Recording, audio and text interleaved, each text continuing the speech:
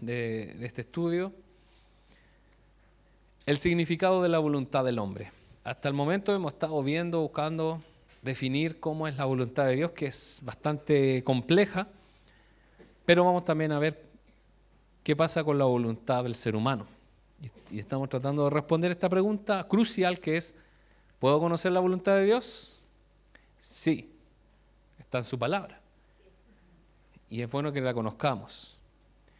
¿Cuál es la voluntad del hombre? La vamos a ver hoy, vamos a comenzar a verla, porque es bastante extenso, pero lo vamos dividiendo en varias partes para que no sea tan pesado. Hablamos la última vez del libre albedrío. Ahí está el latín, liberum arbitrium. O sea, actuar bajo el arbitrio de uno, lo que uno quiera hacer o no hacer. Y este tema del libre albedrío no es tan sencillo, ya que se complica al examinarla en cómo funcionó la voluntad antes y después de la caída de Adán. ¿Somos libres de decidir lo que queramos o no somos libres? ¿Se acuerda que hablamos de la predestinación? Estoy predestinado por Dios a ser salvo, así que voy a portarme mal. Dios ya decidió que voy a ser salvo, estoy listo. O, cuidado, la salvación se puede perder, así que en último momento si pecas te vas a ir al infierno. Entonces hay gente que vive con temor, pero hay que obviamente tener un conocimiento de la Escritura. Nuestra salvación está garantizada por el Espíritu Santo. Y Él no se va a ir, ni tampoco Dios va a poner su Espíritu, lo va a sacar, lo va a poner, lo va a sacar. Si usted ya tiene el Espíritu Santo, usted ya está sellado. Obviamente, Dios quiere que siempre obedezcamos su voluntad y eso es lo que debemos evitar, pensar en cosas que no corresponden. San Agustín, ¿conoce a Agustín? San Agustín era un hombre, de los siglos pasados que dentro del conocimiento de Dios también trajo y dilucidó varias cosas que son importantes para nosotros hoy. Le dio a la Iglesia un detallado análisis del estado de libertad que disfrutaba Adán antes de la caída. Él distinguía la libertad en 4 posibilidades, que la vamos a ver ahora. Es importante ver qué calidad, qué estado de voluntad tenía Adán antes de caer, o Eva, obviamente. Es importante saberlo, porque nosotros ahora no tenemos opción. La única opción es pecar. Estar lejos de Dios, obviamente.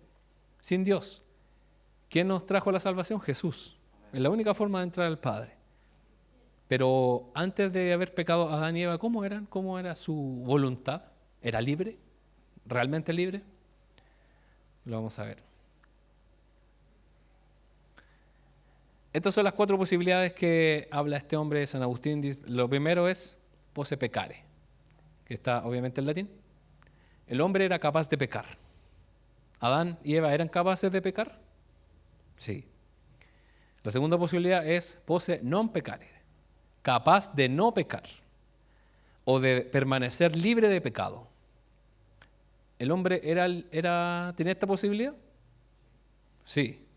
Tenía la posibilidad de mantenerse sin pecado, porque de hecho lo mantuvo desde que fue creado hasta que pecó. Y no sabemos, hermanos, cuánto duró ese tiempo. Pueden haber sido miles, millones de años o un día, ¿no? O horas. No lo sabemos. La tercera posibilidad es non posse peccare, incapaz de pecar. O sea, por mucho que quisiera pecar, no iba a pecar, porque su mente era santa, su mente era limpia. Como muchas veces se habla de los niños, de los bebés, que son seres inocentes, y que es muy extraño que tengan pensamientos malignos. Pero que usted no lo crea, sí hay documentados niños que han matado personas y con una rabia, con una ira, y que nadie sabe de dónde, y que los padres les tienen miedo, y que esos niños están obviamente, por así decirlo, presos. Pero no están presos obviamente, pero están así resguardados en un lugar donde no pueden salir, porque algo tienen esos niños. Niños de 5 años, están documentados. No sé si usted ha visto por ahí algún documental de eso. Y uno obviamente queda perplejo. Uno queda impresionado. ¿Por qué? Porque tenemos una naturaleza caída. Y también falta Dios ahí. Y lo cuarto es non posse, non peccare. incapaz de no pecar. ¿Qué quiere decir eso? Que sí o sí iban a pecar. Sí o sí estamos destinados a pecar. Entonces estas 4 posibilidades es las que tenía Adán y Eva. O sea, Adán y Eva eran incapaces de pecar. Sí podían pecar, pero Dios les prohibió en ese sentido no pecar, en el sentido de que aunque quisieran hacerlo no lo iban a hacer. ¿Cómo hubiese podido hacer eso? Si Dios elimina todo tipo de problema o de tentación en el jardín. O sea, es imposible que ellos hubiesen pecado si no hay nada que los haga pecar, ¿o sí? Bueno, hasta ahí no voy a llegar, sino el caso de Adán y Eva. Adán poseía tanto la capacidad de pecar como la capacidad de no pecar, que es la que tenemos nosotros también. Sin embargo, Adán no poseía el estado exaltado de la incapacidad de pecar de la que Dios goza. Dios es incapaz de pecar. Y usted y yo no tenemos esa incapacidad porque sí pecamos. Y ahora quiero aclarar algo. La incapacidad de pecar de Dios no se basa en una impotencia interior de Dios, o sea que Él no puede, no, que no puedo pecar, para hacer lo que quiera. Dios puede hacer lo que quiera. Sino más bien la incapacidad de pecar de Dios es en el hecho de que Dios no tiene un deseo interior de pecar. Él simplemente no tiene esa necesidad ni tampoco lo quiere hacer. Este deseo está totalmente ausente en Dios, por lo que no existe motivo para que Dios elija el pecado. Usted sabe que hay muchas cosas que usted pudiera hacer, pero son negativas y usted nunca las haría ni tampoco las va a hacer. Como por ejemplo comer comida contaminada. Usted nunca lo va a hacer. Pero ese pastel que está sucio se ve rico. No lo va a hacer. A no ser que tenga algún problema mental, que puede ser. Y así tantas cosas. Dios no tiene en ese sentido la necesidad ni tampoco el deseo interior de pecar. Y no es que Él no pueda pecar, porque Él puede hacer lo que Él quiera y es soberano. Pero nosotros los seres humanos sí tenemos una tendencia, que es hacia el pecado. Es una corriente que nos arrastra a hacer lo que queramos. Y para hacer la voluntad de Dios tenemos que pegar una frenada espiritual, podemos decir, y dejar de hacer cosas y también darnos vuelta en 180 grados al lado contrario, ya que si giramos en 360 vamos a quedar igual, 180 grados hacia allá, para hacer lo que Dios quiere. Bueno, usted sabía que ese cuadro representa la creación de Adán. La persona de más edad es Dios y aquel joven que está ahí recibiendo la bendición es el hombre, es Adán. Y ese cuadro no está pegado en una pared como la Mona Lisa. ¿Usted sabe dónde está ese cuadro? Está en un techo de la Capilla Sixtina, entre medio de un montón de otros cuadros. Por lo tanto, esa foto que usted ve es una foto desde abajo hacia arriba y está obviamente con zoom, amplificada. Y de hecho abajo se logra ver los otros cuadros, se ve como el brazo de un ángel y otras cosas que aparecen. Y uno queda realmente cansado con el cuello mirando tanto rato, tantas imágenes que son guiadas por Dios para traer una representación de lo que es Él. Porque sabemos que Dios no es así, no tiene barba ni está flotando con unos niños que parecen ángeles. Eso no es así, es una imaginación. Tampoco Adán era quizás musculoso, blanco, rubio, no lo sabemos. Pero es una representación de lo que sucedió, poética, del arte, y está bien. Y Dios creó, dice la Biblia, al hombre lo hizo bueno, porque a Dios le agradó, y fue el culmine de la creación. Dios creó la tierra, y creó el ambiente de la tierra para que pusiera ahí al hombre, para que pudiera subsistir. Esa es la importancia. El pecado original. ¿Ha escuchado usted esta palabra, esta frase? El pecado original. Durante el tiempo a prueba en el huerto, Adán tenía la capacidad de pecar y la capacidad de no pecar. Él decidió ejercer la capacidad de pecar y así hundió a la raza humana en la ruina. Gracias a Adán. Y nosotros también hubiésemos hecho lo mismo. El pecado original se refiere no solo al primer pecado, sino que también al primer castigo de Dios por la transgresión. Porque Dios pudo haber decidido, está bien, no te voy a castigar. Fuiste el primero. Es como cuando en el fútbol alguien comete una falta comenzando el partido, generalmente el árbitro no le amonesta, no le hace nada, porque está recién. ¿Y Dios hizo eso con Adán? Que está recién. Le falta práctica a Adán, le falta experiencia. Muy joven. Bueno, no sabemos si eran jóvenes, pero de que sí eran seres por lo menos adultos, sí. Dijo eso Dios, lo justificó. Te voy a dar otra oportunidad. Ya, voy a cambiar a la serpiente y vamos a poner algo más suave. Un ratón. No. Vamos a poner algo. O sea, se equivocó y cayó el pecado sobre la humanidad. Por lo tanto, el pecado original tiene que ver con la primera o desobediencia, inmediatamente que viene, el castigo. La naturaleza humana cayó en el estado moralmente corrupto, que en sí mismo era en parte un juicio de Dios. Cuando hablamos de pecado original nos referimos a la condición humana caída que refleja el juicio de Dios sobre la raza humana. Porque hay un juicio de Dios sobre nosotros y que nadie puede escapar. Y que uno dice, Señor, por favor, no quiero ir a trabajar. Y te va a costar.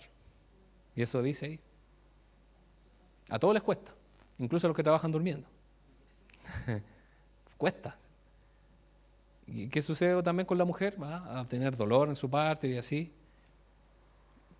Por lo tanto, también el hecho de tener que decidir nos va a llevar a tomar decisiones malas. Por eso Dios nos dio la libertad. Sería genial que Dios pudiera decidir por nosotros y no equivocarnos tanto. Pero de alguna manera salimos al mundo y tenemos que tomar nuestras propias decisiones. Pero ¿qué es lo que desea Dios? Como ya vimos en la voluntad de disposición de Dios, es que nosotros, en vez de decir por nosotros mismos, decidamos lo que quiere Dios. Que en vez de decidir mentir, yo diga la verdad. Que en vez de hacer algo que me beneficie a mí, haga algo que incluso me perjudique, pero que beneficie al resto. ¿Se da cuenta? Y eso tiene que ver con una justicia que está por sobre la humana, la de Adán y Eva, y es una justicia o una moralidad que viene de Dios. Usted sabe que cuando las sociedades comienzan a decir, no, Dios no existe, la moralidad la forjamos nosotros, ¿qué comienza a pasar? Comienza a venir la degradación de forma inmediata, porque no hay ningún absoluto, nada nos guía, todo puede pasar, todo puede suceder, todo es bueno. Y eso es muy peligroso, y lo vemos hoy en día. Le voy a dar un ejemplo. Yo, como hombre, puedo entrar a un baño de mujeres y nadie me puede decir nada. Y usted puede mandar a su hija, niña, al baño pensando que hay una pura mujer y resulta que usted entra y hay varios hombres adentro y usted no les puede decir nada. Y eso ya ocurre. Con el solo hecho de decir que ellos se autoperciben como mujeres. Y no hay necesidad de cambiarse su barba ni su cuerpo.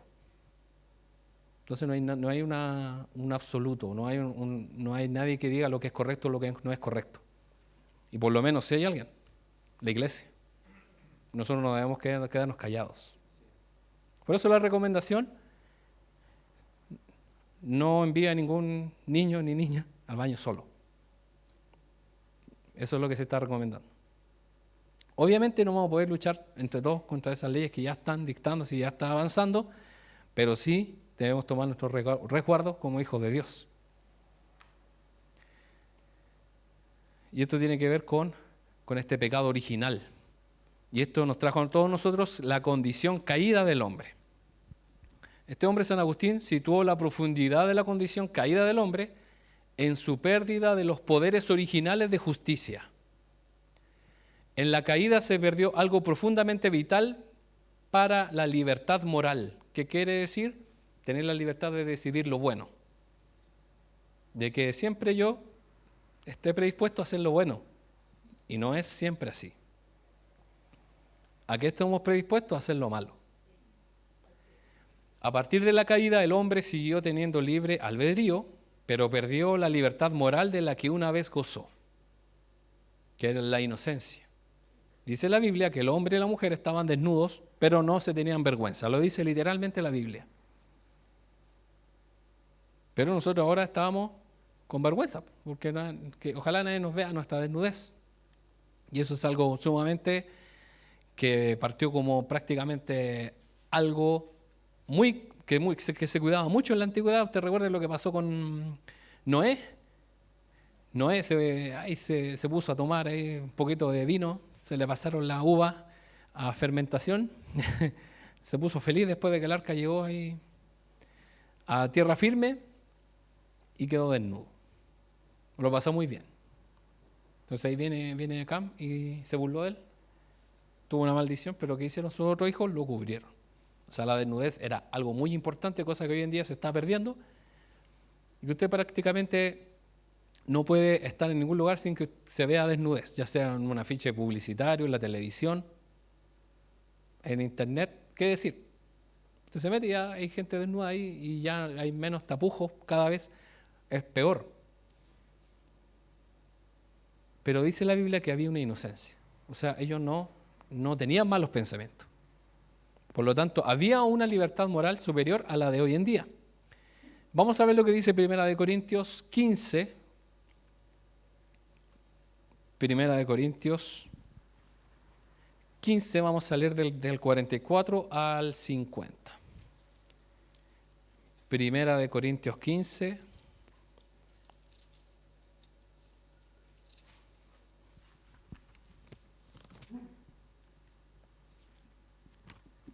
Del 44 al 50, dice así: son enterrados como cuerpos humanos naturales, pero serán resucitados como cuerpos espirituales. Pues así como hay cuerpos naturales, también hay cuerpos espirituales. Las Escrituras nos dicen: el primer hombre, Adán, se convirtió en un ser viviente, pero el último Adán, es decir, Cristo, es un espíritu que da vida. Lo que primero viene es el cuerpo natural y más tarde viene el cuerpo espiritual. Adán, el primer hombre, fue formado del polvo de la tierra, mientras que Cristo, el segundo hombre, vino del cielo. Los que son terrenales son como el hombre terrenal y los que son celestiales son como el hombre celestial. Al igual que ahora somos como el hombre terrenal, algún día seremos como el hombre celestial. Lo que les digo, amados hermanos, es que nuestros cuerpos físicos no pueden heredar el reino de Dios. Estos cuerpos que mueren no pueden heredar lo que durará para siempre. Pablo está haciendo una comparación entre el hombre terrenal, que es Adán o el primer Adán, y el segundo Adán. ¿Quién es el segundo Adán? Jesús. Él vino a romper esa maldición del primer pecado porque Jesús nunca pecó. Podríamos decir que Jesús estuvo en el estado en que Adán fue creado. ¿Tenía la capacidad de pecar? Sí, pero no pecó. ¿Era ser humano Jesús? Sí, pero nunca tuvo esa tendencia al pecado. O la tuvo, pero la resistió porque también fue tentado. Tentado en todo, pero venció cada tentación. Por lo tanto, ¿qué trajo el primer Adán? Maldición. ¿Y qué es lo que trajo el segundo Adán? Bendición, libertad. Y dice ahí Pablo que nuestro cuerpo, o lo que Dios creó, va a partir, ya no va a seguir adelante. Y usted sigue leyendo, dice que la mayoría va a morir, pero van a haber otros. Le digo un secreto, algunos no van a morir. ¿Cómo lo sabía él? Seguramente lo vio en alguna visión. Algunos no van a morir y sus cuerpos van a ser transformados. Y con esto, hermanos, les quiero aclarar algo. Su cuerpo y mi cuerpo son buenos, porque Dios los creó. Y usted y yo los debemos odiar y decir, malo, malo. Cuerpo, como decía Pablo, ¿cierto? Este cuerpo. Pero él lo decía de una forma del pecado. Pero usted, hermano, debe amar su cuerpo porque Dios lo creó así. Y lo debe cuidar. Y dice la Biblia que nuestros cuerpos serán transformados, glorificados. El cuerpo de Jesús fue glorificado. Aún mantiene las marcas de aquella cruz. De ese costado, ¿cómo lo sabemos? Porque Él, una vez resucitado, tuvo un encuentro con sus discípulos y así fue. Por lo tanto, hermanos, evitemos tener ese pensamiento de que el cuerpo es pecado, es todo malo, sino que debemos tener un equilibrio, porque Dios lo creó. Y dice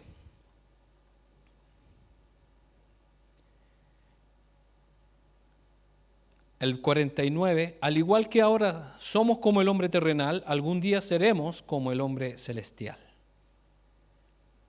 Ahora como estamos, no podemos heredar el reino de los cielos como si ascendemos vamos a morir porque se nos va a acabar el oxígeno y nos vamos a ahogar. O la presión nos va a hacer explotar ahí como se supone que pasa en el universo, allá fuera de la atmósfera de la Tierra. Yo nunca he ido allá, así que no sé. No, es una broma. Seremos transformados para llegar al reino de los cielos, donde está la gloria de Dios. Y donde, hermano, usted y yo vamos a poder estar en comunión cercana con Dios sin necesidad de morir, porque todo el que esté cerca de Dios o lo vea muere, porque Dios es santo, santo, santo. Pero Él nos promete estar por siempre con nosotros. De alguna manera tenemos que ser transformados. Y esa es la promesa de Dios. Aún mantenemos nuestras capacidades naturales de libertad. Pensar, caminar, hablar, comer, etc. Usted tiene toda esa libertad.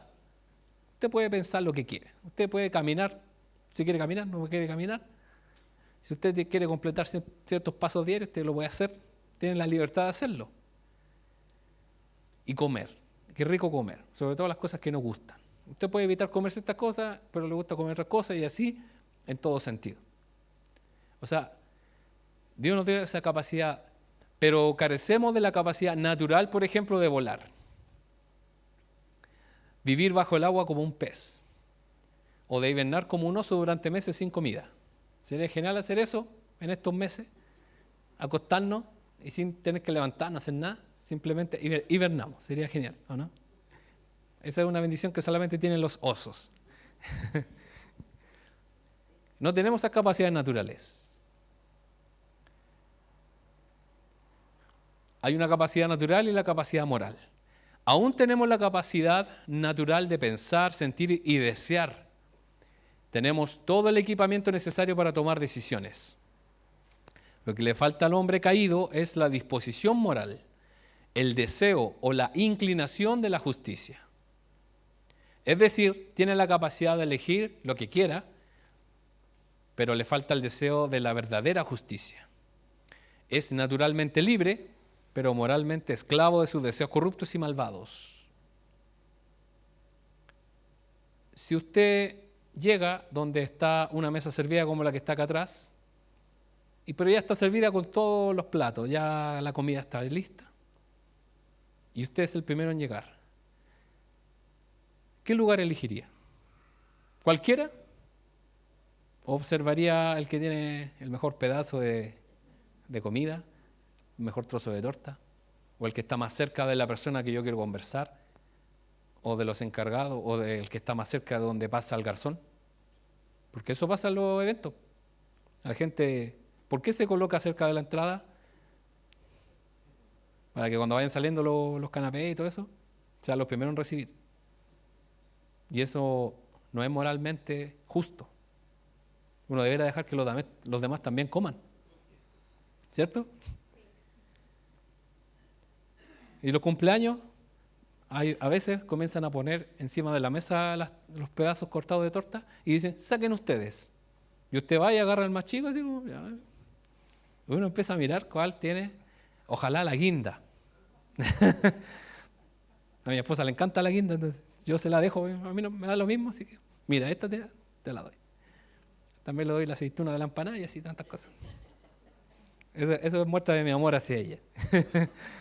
¿Y si ahí pasa? No, ahí las pasas me las tengo que comer yo. Porque naturalmente no elegimos la justicia de Dios, elegimos lo que nos beneficia. Por eso estamos inclinados hacia la corrupción. Por eso hay valores, por ejemplo, la generosidad es un valor, es una virtud. Porque yo lo doy a las personas que no lo merecen incluso, yo les doy. ¿Le ha pasado, hermano, que usted le piden plata, usted da, y después otro día usted dice que no, y esa persona lo llega a insultar y se va así enojado? Y uno dice, yo a esta persona siempre le he dado, y al tiempo vuelve esa persona arrepentida y usted le vuelve a dar. Y eso porque hay un sentido de justicia de parte de Dios, de decir, bueno, esta persona necesita, no importa lo que me diga o lo que pase, está delante de Dios, que yo lo debo hacer. Porque ha pasado. Pero una persona natural, inclinada hacia la corrupción y al pecado, le va a decir, ya, o cada vez que se acerque, sal de acá. Por lo tanto, nosotros debemos buscar la justicia de Dios. Somos naturalmente libres para hacer lo que queramos, pero esclavos en el aspecto moral. ¿Por qué? Porque vamos a tener una inclinación hacia el pecado. Bueno, ahí estaba la justicia. Usted sabe que así se ha figurado la justicia como una mujer que tiene los ojos vendados para no ver quién es quién, si es un rico o un pobre, si es un político o no. En este caso, igual levanta un poco para ver quién tiene más lucas. Y una balanza para ver lo que es más de peso, lo más justo, y una espada. ¿Por qué tendrá la espada? Porque tiene que aplicar la justicia. Si alguien se porta mal, tiene que recibir un castigo. Entonces, eso es simbólico. Y a nosotros nos enseñan algo que hay que explicarle a la gente, a mí en el sentido como abogado, que cuando usted tiene una sentencia, es un lindo papel que no sirve para nada. Usted gana el juicio, gané, y le llega el papel, el documento y todo, pero no sirve de nada. Te digo, ¿cómo no sirve? No sirve de nada. Usted tiene que hacer otro procedimiento para ejecutar lo que sale ahí. Y ahí recién se va a llevar a cabo esa sentencia, que es la facultad de ejecutar lo juzgado, que se llama. Entonces dice, qué complicado estos jueces, este sistema judicial. Y es verdad, así es. Por eso tiene esa capacidad. Y bueno, a nosotros nos conviene todo, obviamente usted sabe que todo fue creado para también, todo eso significa dinero para los abogados. Porque si no se acabaría el trabajo, está ahí nomás, ya inventemos algo más. Entonces así se figura la justicia. ¿Por qué hablar de libertad si al fin y al cabo solo elegiremos pecar? No hay que tener una actitud fatalista, decir, no, es imposible. Sí tenemos la capacidad de mantenernos santos y de no pecar. Esa capacidad aún la mantenemos. La clave está en la relación que existe entre elección y deseo o disposición. En definitiva, la determinación de mis decisiones proviene de mi interior. Puede que esté el pecado ahí listo para cometerlo, pero yo puedo elegir no hacerlo. Como dice la palabra, huye. Porque si lo piensas, ya pecaste, ya no hay caso. Mejor huye, arranca, huye del pecado, de la tentación. La determinación de mis decisiones proviene de mi interior, de lo que yo ya he decidido. La esencia de la libertad es la autodeterminación. Si yo leo la palabra de Dios, voy a determinar antes qué voy a hacer en una eventual situación. Si a mí me están provocando, ¿verdad? Si alguien me está provocando a que yo responda de forma agresiva, y si yo ya leí la palabra que debo ser pacificador y que debo tener buen testimonio, yo me voy a aguantar. Voy a cerrar mi puño así, apretado, pero no voy a reaccionar. Y yo elegí no pecar desde antes. Y eso es autodeterminación. Ser capaz de elegir lo que quiero en virtud de la autodeterminación, lo que yo quiero, no es lo que me gusta o lo que yo soy inclinado, sino que lo que yo quiero llegar a lograr, que es la voluntad de Dios. Y esto no destruye la libertad, porque yo elijo contenerme, elijo no hacer el pecado, elijo abstenerme de ciertas cosas. Es que ahora eres cristiano, ya no puedes, ¿no? Los cristianos somos más felices y celebramos más que los... Y sobre todo comemos. No destruye la libertad, sino que la establece. ¿Se da cuenta? Bueno, ahí puse un ejemplo de gente corriendo. La gente que anda corriendo por ahí, créame, que se autodeterminó a hacerlo. Porque lo más básico es quedarse acostado en la cama o en un sillón. No, está muy helado. Me voy a congelar la nariz, se me van a partir los labios. Mejor no voy a salir a correr. O en el verano me voy a quemar la cabeza. Voy a ir con dolor de cabeza, ¿sí? ¿Por qué la gente hace eso? ¿Por qué la gente se levanta temprano a hacer cosas que nadie naturalmente haría? Porque se autodeterminaron llegar a cierto punto que quizás puede ser un bienestar de su cuerpo. ¿Por qué la gente deja de comer cosas ricas y empieza a comer cosas no tan ricas para llegar a ciertas cosas? Y eso es autodeterminación. Por lo tanto, Dios nos dio la capacidad de tomar una autodeterminación y decir, Señor, ya no quiero hacer lo que yo quiero, sino lo que tú quieres. ¿Y cómo lo vamos a saber? De acuerdo a la palabra de Dios, siguiendo el ejemplo de Jesús.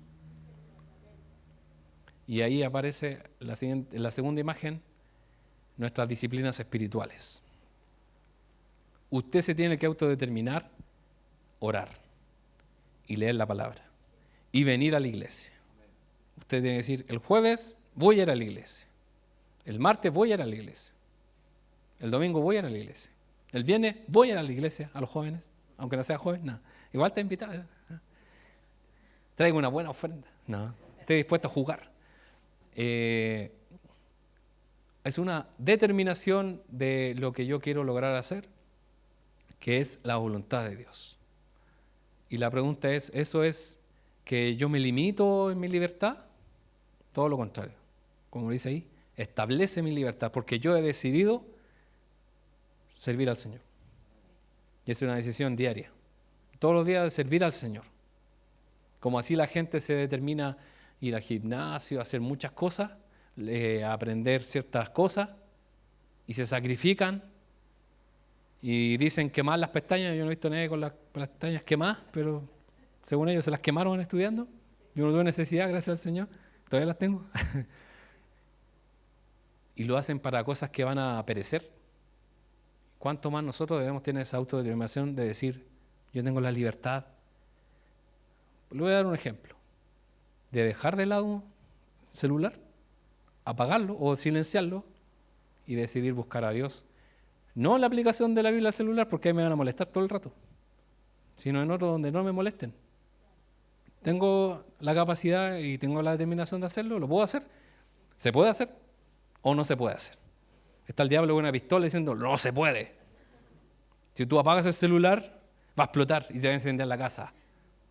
¿Se puede? Se puede. Por lo tanto, dice la Biblia que no hay ninguna tentación que no podamos superar. Dios, dice la Biblia, nos ha dado con la tentación, juntamente con ella, la salida. Por lo tanto, ¿tenemos libertad? Sí. ¿Y tenemos la capacidad de no pecar? Sí. Por lo tanto, en nuestra voluntad, hermano, deseo y espero que siempre esté, y en la mía también, hacer la voluntad de Dios y autodeterminarnos a hacer lo que Dios quiere. Y como ahí lo puse, es capaz de elegir lo que quiero. ¿Y será que lo que usted quiere es lo mismo que Dios quiere? ¿Se acuerda de lo que Jesús dijo en su oración de agonía? Que no se haga mi voluntad, sino la tuya. Porque usted, si piensa qué cree que quería hacer Jesús en ese momento, arrancar. ¿Usted ha estado en situaciones que usted quiere arrancar, salir corriendo, huir? No, yo me voy de aquí, o quiero arrancar, quiero huir. Jesús quería y tenía todos los motivos, Yo creo que él sentía a esa turba de hombres enojados, dirigidos por Judá, acercarse a ese lugar. Yo creo que lo sentía cómo se acercaban. Y él estaba quizás en la tentación de decir, puedo huir o puedo enfrentarlo, o puedo decirle a los discípulos que están en su espada y lo enfrenten. Pero no, que se haga tu voluntad. Y él ya se había autodeterminado que así iba a hacerlo. Y así lo hizo. Y gracias a eso estamos nosotros aquí con su bendición. Más de 2000 años después. Y eso es maravilloso. Así que hermanos, les animo a que podamos, en nuestra libertad, en su libertad, porque tampoco va a estar el pastor en su casa diciendo, tiene que orar, o la pastora sobre todo, que es más, tiene más determinación la pastora. Manda tareas, ¿se acuerdan las tareas que manda? No ha mandado muchas tareas, eso es bueno. De hacerlo para el Señor. Todo lo que hagamos, veámoslo para el Señor. Les invito a orar.